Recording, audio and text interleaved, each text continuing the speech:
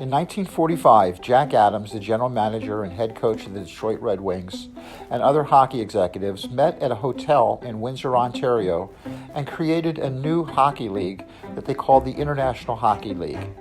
The IHL was established as an amateur league to provide opportunities for returning veterans of World War II in the Detroit and Windsor area to play some ice hockey. By the end of the century, the International Hockey League had turned professional, with only the NHL itself having higher attendance. Because of Frank Selke's sponsorship system and C contracts, the Montreal Canadiens exercised complete control over many young hockey players who had graduated from the junior hockey system. In order to accommodate all this young talent, for the 1952-53 season, the International Hockey League expanded to include a new team that would be controlled and owned by the Montreal Canadiens. Around this same time, immigrants from the Ottoman Empire had created a Mediterranean spiced meat sauce used as a topping for spaghetti or hot dogs that they called Skyline Chili. Likewise, restaurant owner David Frisch started selling burgers that he called Big Boys. When Jimmy Bartlett arrived in Cincinnati, Ohio in 1952 to begin playing hockey for the brand new Cincinnati Mohawk expansion team, he had no idea that Skyline and Frisch's would one day become cultural phenomena in Cincinnati. He also didn't know that the Cincinnati Mohawks were destined to become the most dominant team in the history of the International Hockey League. Hockey in the 1950s was much different than the way it is played today. The game was more dangerous, violent, and physical. The players did not wear helmets. The goalies did not even wear face masks. Goals were hard to come by because the rules created a low-scoring, tight-checking type game. Unlike the exciting stretch passes of today, any two-line pass was blown dead as offsides. The slap shot was still in its infancy stage, and players were not using sticks with curved blades. The makeup of the league was completely different back then as well. The NHL was a Canadian league. There were very few, if any, Americans playing, and there were no Europeans at that time. No Russians, no Swedes, no Finns, no Czechs. Today, a hockey team in the NHL has a 20-man roster made up of 12 forwards, 6 defensemen, and 2 goalies, with 4 forward lines and 3 defensive pairings. However, in the 1950s, only 16 players plus a goalie were allowed to dress in the NHL. The backup goalie normally did not dress and just sat in the stands and watched the game. Teams would only utilize 3 forward lines, 2 scoring lines and 1 checking line, and 2 defensive pairings, with the other 3 players riding the bench with very limited playing minutes. The NHL was a very exclusive league with only 102 players in the entire world playing in it at any given time. The players were not unionized. None of the players had agents or lawyers to negotiate their contracts. As a result, the players made very little money compared to the salaries today. In the early 1960s, the journeyman player in the NHL earned approximately $10,000 to $15,000 a year, which was about the equivalent salary of a high school principal. Today, the 102nd highest paid NHL player makes more than $6 million a year. Hockey was not yet on television. If you wanted to see it, you had to go see it live. And there were only 6 teams in the entire world in the NHL. On March 10, 1955, a new device called the Zamboni made its NHL debut. Prior to that invention, the ice was resurfaced between periods by 7 guys who they called the 7 Dwarves.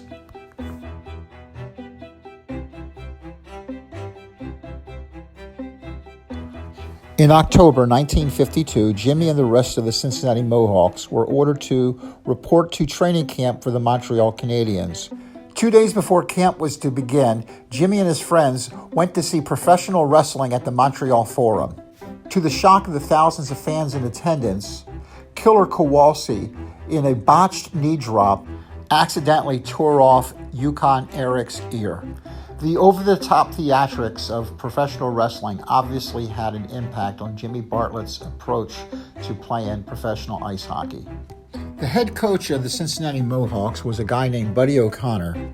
Like Bartlett's previous coach, Sylvia Matha, Buddy O'Connor was also inducted into the Hockey Hall of Fame in 1988. Buddy O'Connor won 2 Stanley Cups for the Montreal Canadiens as a center in the 1940s. In 1947, Buddy O'Connor went to the New York Rangers, where he became the very first Ranger in history to ever be named the league MVP. Buddy O'Connor was only 5'7" and weighed less than 150 pounds during his playing career.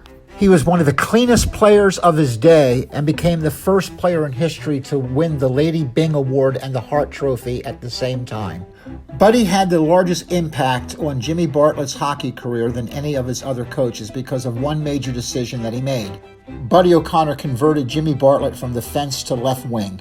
He was now a forward. Cincinnati's best player was Jimmy's childhood friend, Donnie Marshall. On paper, Jimmy and Donnie Marshall were almost identical. They both were from Verdun. They both were born in 1932. They were both the same size and weight. They both shot left. They both played left wing. And they both played juniors in the Quebec Hockey League at the exact same time. But while the rambunctious Jimmy Bartlett was always in the coach's doghouse, Donnie Marshall was the exact opposite. He was the teacher's pet. He did everything right. He won the Memorial Cup in 1950, and he led the entire Quebec Junior Hockey League in scoring his last year in juniors in 1952. Like his coach, Buddy O'Connor, Donnie Marshall spent very little time in the penalty box. In his lengthy NHL career, he spent less time in the penalty box than Jimmy Bartlett would spend in a single season. When Donnie Marshall finally got his chance to play for the Montreal Canadiens, he did not blow it. Knowing that no matter how much he scored, he would never be able to play on the top 2 lines. The Canadiens were just too loaded. So instead, he concentrated on defense and became the best defensive forward in the 1950s, early 60s. He would have won several Selke Awards, except they didn't have him at the time. He was basically Bob Gainey before there was Bob Gainey, and he won 5 consecutive Stanley Cups in the 1950s. Teammate Del Topo also scored 30 goals for the Mohawks that year. After leaving the Mohawks, Topo had a really nice career as a professional hockey player, playing in over 1,000 games in the Western Hockey League and Quebec Hockey Leagues, most notably for the Spokane Comets. The Mohawks also had Russ Kowalczyk, who drove Coach O'Connor crazy with his 233 penalty minutes despite his 28 goals. Kowalczyk played 1 year in the American Hockey League, and his career was basically over after that. The Mohawks also signed Ray Leacock, who was the 1951 Montreal Heavyweight Golden Gloves champion. The 21-year-old defenseman was one of the very first African-American hockey players to ever play at this high level of amateur hockey. Jet magazine predicted that Ray Leacock would become the first black player to make it into the NHL. They were wrong. Before the season began, the Mohawks played an exhibition game against the Montreal Canadiens. Although Montreal won 4-0, it was still a thrill for the young Cincinnati players to play against their childhood heroes. This Montreal team featured the great Elmer Locke of the NHL's most famous line in history, the Punch Line, made up of Maurice the Rocket Richard, Elmer Locke, and Toe Blake. When Elmer Locke retired in 1954, he was at the time the NHL's all-time leading scorer. Jimmy scored his first goal for the Cincinnati Mohawks on October 26 in a losing effort against the Troy Bruins. 2 days later, the Mohawks crushed the league's defending champions, the Toledo Mercury, 6-1, in a game that was described as one of the dirtiest played in the history of the city of Cincinnati. 24 penalties were handed out in that game, and the penalty box was standing room only. Unlike the goalie and slapshot, Denny Lemieux, who felt shame whenever he was in the penalty box, Jimmy loved being in the sin bin, especially when he scored 2 goals that game. Jimmy kept scoring and the team kept winning. A goal and a win against Grand Rapids, a goal and a win against Milwaukee, a goal and a win against Fort Wayne. In the subsequent game against Fort Wayne, a huge 4-person fight broke out in the second period, in which Bartlett and Kowalczyk fought Mike Buchanan and Johnny Belial of the Comets. In his next game against Toledo, Jimmy scored the opening goal on a sharp, angled 15-foot shot. Jimmy also received 2 10-minute misconducts in that game. One was for talking back to the referee, and the other was for a fight against a player named Jim Cunningham. While Bartlett was sitting in the penalty box on an unrelated penalty, Cunningham was fighting against fellow Mohawk Ray Leacock and was sent to the penalty box. As Cunningham sat down on the bench, he purposely bumped Bartlett, knocking him to the floor, which made Bartlett get up and start swinging, and a huge brawl broke out between the two of them while they were sitting in the penalty box. The fight ended with a knockout by Bartlett, followed by his subsequent ejection. When asked the next day why he gets kicked into the penalty box so often, Jimmy said, "I just want to win. That's all that matters. I try to control myself, but one forgets everything in a mad desire to make goals and prevent goals against my team." 5 days later, Bartlett was the hero as he scored both of his team's goal in their win against Fort Wayne.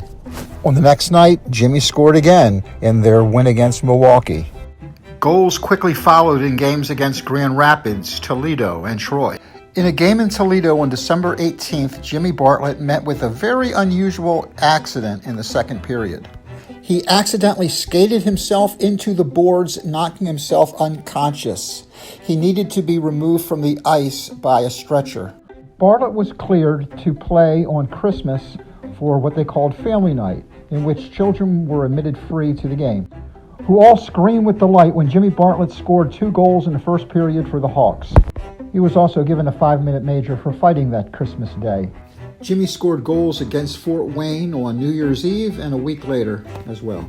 On January 10th, 1953, Jimmy Bartlett got the hat trick against Grand Rapids as the Hawks completely outclassed them for their 27th win in 36 games of the season. In a game against Milwaukee, Bartlett swung his stick with deliberate intent to injure Milwaukee goalie Ray Gilchrist. He missed his head by mere inches and was immediately kicked out of the game. As punishment, Buddy O'Connor decided not to dress Jimmy for the next few games. Kenny Reardon, Montreal's farm director, even indulged in some trade talks with the Bruins organization because Jimmy was being perceived as being too violent for the game of hockey. The short suspension and the trade rumors lit a fire under Jimmy's ass, and he began to go on a scoring frenzy. A goal against Grand Rapids, then 2 goals against Milwaukee. On February 15th, 1953, the Cincinnati Mohawks were so dominant that they clinched first place in the league with more than a month of the season left to be played. On February 19th, both Jimmy Bartlett and Connie Broden both had hat tricks in a win against Milwaukee. In their next game, the Mohawks shattered the league record in defeating Milwaukee 17-6 behind Bartlett's 2 goals and 3 assists. For the second time in the season, Jimmy Bartlett was knocked unconscious during a hockey game. In a 7-1 spanking of the Grand Rapids Rockets, Jimmy was knocked out cold in the first period when he was poked in the eye in a traffic jam, which required 2 stitches to close the wound. After getting stitched up on the bench, Jimmy got back in the game and scored a goal in the third period. During practice, one of Jimmy's teammates named Butch Bouchard had a collision with him, dropping them both to the ice. Jimmy was accidentally cut in the lip by Butch Bouchard's skate and was rushed to the Good Samaritan Hospital, where he needed at least 5 stitches to close this wound. Both Jimmy and Coach Buddy O'Connor missed the rest of the regular season because they both got hit with a bad case of the flu. Although Jimmy was able to recuperate before the playoffs began against Toledo, O'Connor was replaced as coach during the playoffs by Kenny Reardon. The Mohawks finished the season with 43 wins in only 60 games for an astonishing 90 points. In the first round of the playoffs, the Cincinnati Mohawks eliminated the Toledo Mercury's 4-1. Jimmy had 2 assists in the clinching win, but with 3 seconds left in the game, the Mercury's player coach, Doug McCaig, started a general riot in which he and Cincinnati's Jim Bartlett were the main attractions. In the finals, the Cincinnati Mohawks faced the Grand Rapids Rockets. Cincinnati swept Grand Rapids in 4 straight, with Jimmy scoring goals in 3 of the games. The Cincinnati Mohawks won the Turner Cup and the International Hockey League Championship in their very first season.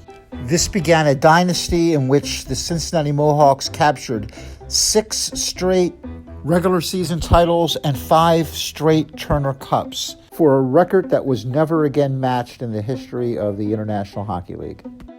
Although the Cincinnati Mohawks were the champions of the International Hockey League, their season was not yet over. The winners of the top 4 amateur hockey leagues all competed in the tournament to determine the United States Amateur Hockey Association Championship.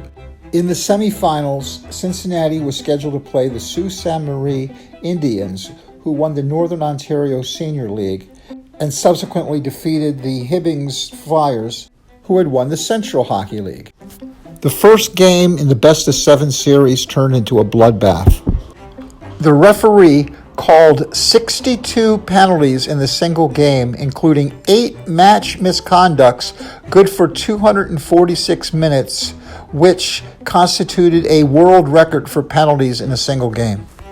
The bloody slaughter involved dozens of spectators who surged into the aisles and onto the rink, attacking members of the Sioux Indian team. The police and ushers were summoned to break up the free-for-all, which started with about 5 minutes left of the game.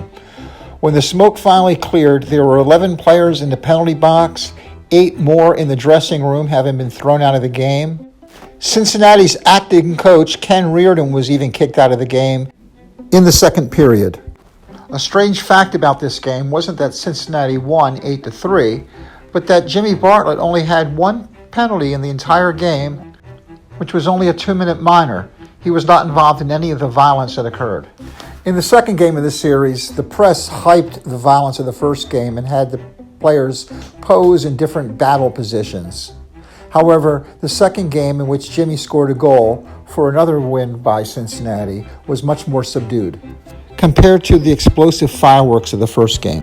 Although losing 3-2 in the third game, in which Jimmy had 3 penalties, the Mohawks were able to eliminate Sault Ste. Marie in 5 games. For the finals of the United States Amateur Hockey Association Championships, the Cincinnati Mohawks were scheduled to play the champions of the Eastern Hockey League, the Johnstown Jets. For all those fans of the movie Slapshot out there, the Johnstown Jets were the real-life basis for the Charleston Chiefs. The movie Slapshot was actually filmed in Johnstown, Pennsylvania, and Johnstown Jets players Steve Carlson, Jeff Carlson, and Dave Hansen played comical versions of themselves, better known as the Hanson Brothers. The finals were anticlimactic as Cincinnati easily swept Johnstown 3-0. Jimmy Bartlett and the mighty Cincinnati Mohawks were now United States Amateur National Champions. Jimmy had a lot of fun playing amateur hockey. There was none of the pressure associated with being a professional athlete. Instead, he got to hang out with his friends and play the game that he loved. Although not professional, the team did provide room and board and a small stipend for the players. It wasn't much, but it sure beat hauling ice up the stairs in the tenement housing in Verdun. Jimmy had a girlfriend when he was in Cincinnati named Dottie. I don't know anything about Dottie except that she put together very nice scrapbooks and took a lot of pictures of their time together. Obviously, when he had to go back to Canada after the season was over, that was the end of their relationship. As usual, during the off-season, Jimmy worked at the summer camp and played softball. 30 years after Jimmy's playing career was over, he again went to Ohio. This time in 1983 to drive me to college. I went to college at the University of Dayton, located about an hour outside of Cincinnati. Bartlett loved the fact that I went to the University of Dayton, and he used to dress in University of Dayton colors. Jimmy loved the fact that I was a member of the Teak fraternity, and I used to tell him about all the crazy frat parties we used to have. I don't think he ever knew what classes I took or what my major was, but he loved the idea of living college life.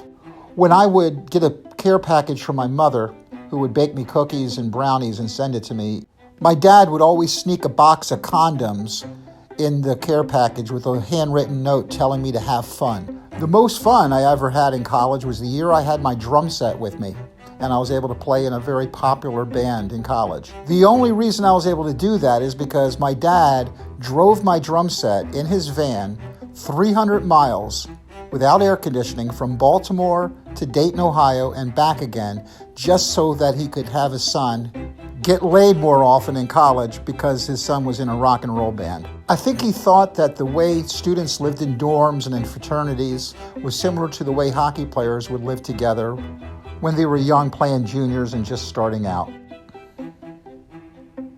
The year after Cincinnati won the national championships, the parent club, Montreal Canadiens, felt it was in the best interest of the star players for them to go to new teams for future development.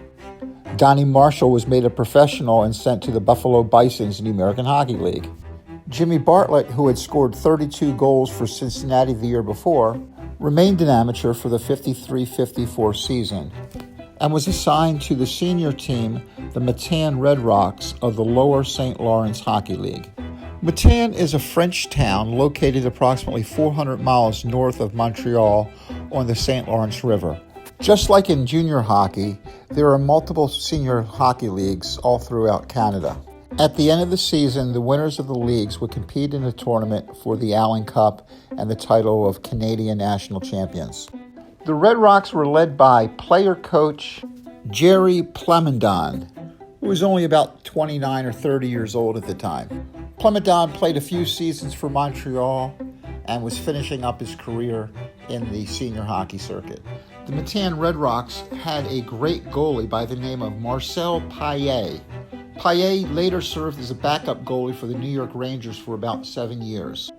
Paillet is more famous for his time spent in the American Hockey League, where he was inducted into the Hall of Fame. Paillet won 3 straight Calder Cups playing for Eddie Shore's Springfield team, and then later replaced Eddie Giacomin as the longtime goaltender for the Providence Reds.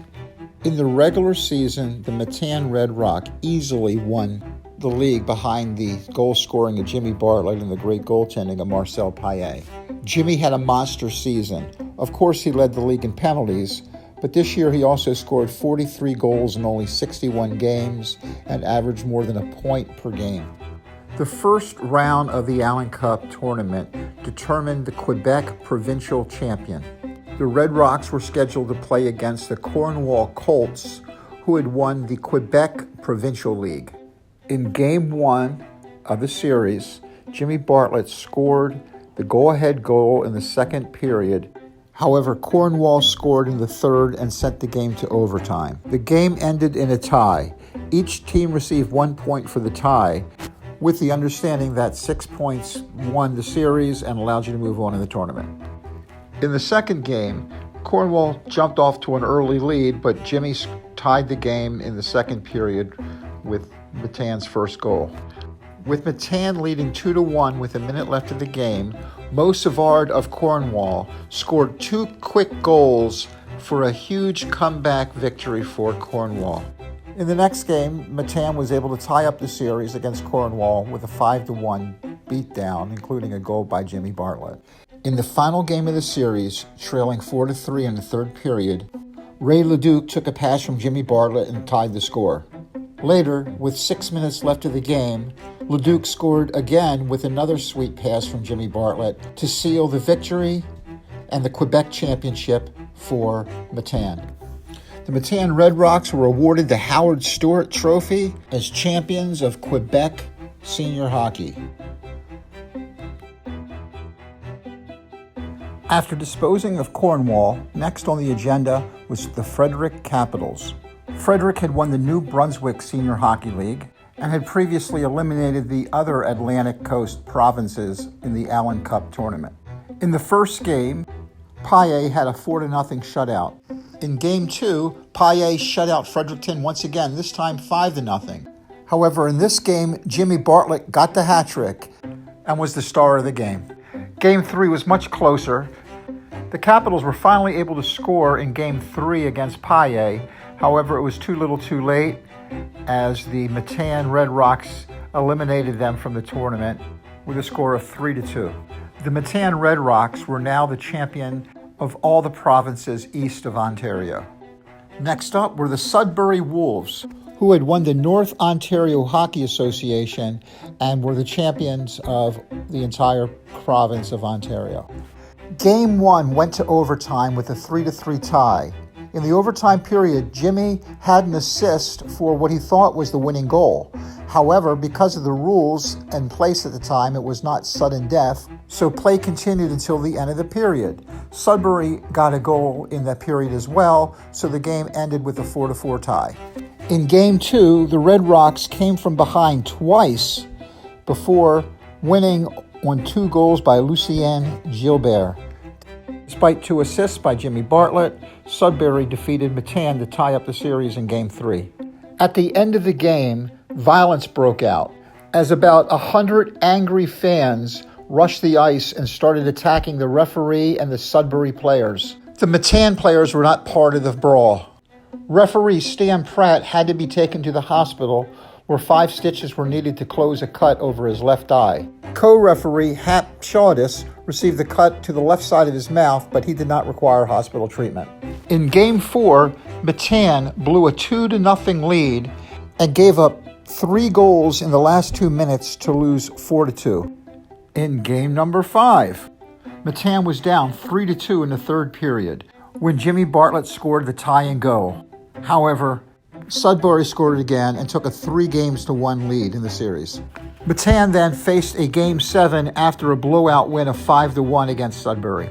Game 7 was anticlimactic. The Matan Red Rocks could not solve the goaltender, Al Miller, for the Sudbury Wolves, who won by the score of 2-0. Matane was eliminated from the tournament. This was the end of Jimmy's amateur career. The next time he played hockey, he was a professional.